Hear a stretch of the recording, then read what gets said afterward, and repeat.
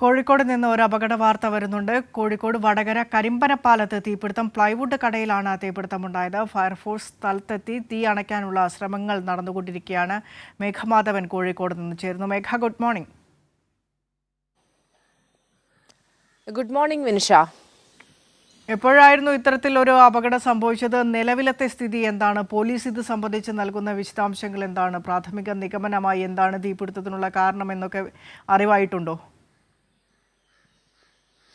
വിനിഷ, സംഭവ സ്ഥലത്ത് ഫയർഫോഴ്സ് ഇപ്പോൾ പരിശോധന നടത്തുകയാണ്. രാവിലെ 6:30 കൂടിയാണ് തീപിടുത്തം ഉണ്ടായത്. വടകര കരിമ്പനപ്പാലത്തെ പ്ലൈവുഡ് വിൽക്കുന്ന കടയിലാണ് ഇത്തരത്തിൽ ഒരു അപകടം ഉണ്ടായിരിക്കുന്നത്. ഒരു വഴിയാത്രക്കാരനാണ് കടയിൽ നിന്ന് തീ ഉയരുന്നത് കണ്ടത്. ഇതേ തുടർന്ന് നാട്ടുകാരെ വിവരം അറിയിക്കുകയായിരുന്നു. ആദ്യം നാദാപുരത്തു നിന്നുള്ള ഫയർഫോഴ്സ് ആണ് സംഭവ സ്ഥലത്ത് എത്തിയത്. എന്നാൽ തീ അണയ്ക്കാൻ സാധിച്ചില്ല. ഇതേ തുടർന്ന് വടകരയിൽ നിന്നും കൊയിലാണ്ടിയിൽ നിന്നും ഫയർഫോഴ്സ് യൂണിറ്റ് എത്തിയാണ് ഇപ്പോൾ തീ നിയന്ത്രണ വിധേയമാക്കിയിരിക്കുന്നത്.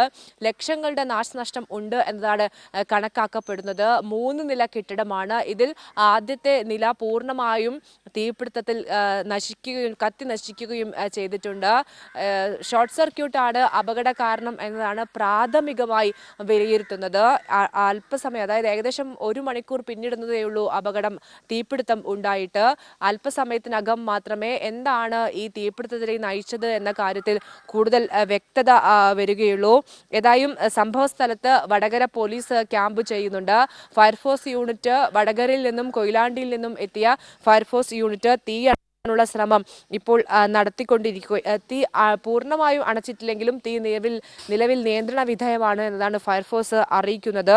കൊയിലാണ്ടിയിൽ നിന്നുള്ള ഒരു യൂണിറ്റ്, മൊത്തം 4 യൂണിറ്റ് ഫയർഫോഴ്സ് ആണ് തീ അണയ്ക്കാൻ നേതൃത്വം നൽകിയത്. വലിയൊരു അപകടമായിരുന്നു. രാവിലെ സമയമായതുകൊണ്ട് ആളുകൾ ഒന്നും തന്നെയും ഉണ്ടായിരുന്നില്ല എന്നത് അപകടത്തിന്റെ വ്യാപ്തി കുറച്ചു എന്ന് തന്നെ പറയാം. ലക്ഷങ്ങളുടെ നാശനഷ്ടം ഉണ്ടായി എന്നതാണ് കണക്കാക്കപ്പെടുന്നത്. ഇത് ഒരു സ്വകാര്യ വ്യക്തി നടത്തുന്ന കടയാണ്. ആരുടേതാണെന്നതുമായി ബന്ധപ്പെട്ട വിവരങ്ങൾ അല്പസമയത്തിന് ശേഷം മാത്രമേ നമുക്ക് ലഭിക്കുകയുള്ളൂ.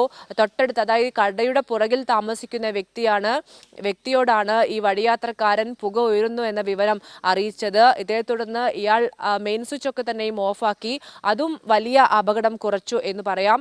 എന്നാൽ പോലും ആദ്യ നില പൂർണ്ണമായും കത്തി നശിച്ചു എന്നതാണ് നമുക്ക് മനസ്സിലാക്കാൻ സാധിക്കുന്നത്. വിനിഷ.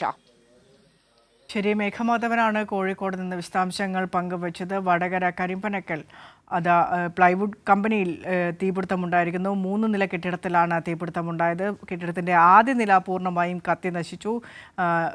രാവിലെ പുലർച്ചയോടുകൂടിയാണ് ഇത്തരത്തിലൊരു അപകടം ഉണ്ടായത് എന്നതിനാൽ തന്നെ ആളപായമൊന്നും ഇല്ല എന്നത് വളരെ ആശ്വാസകരമായ ഒരു കാര്യം തന്നെയാണ്. ഇപ്പോഴും അവിടെ തീ അണയ്ക്കാനുള്ള ശ്രമങ്ങൾ നടന്നു വരികയാണ്.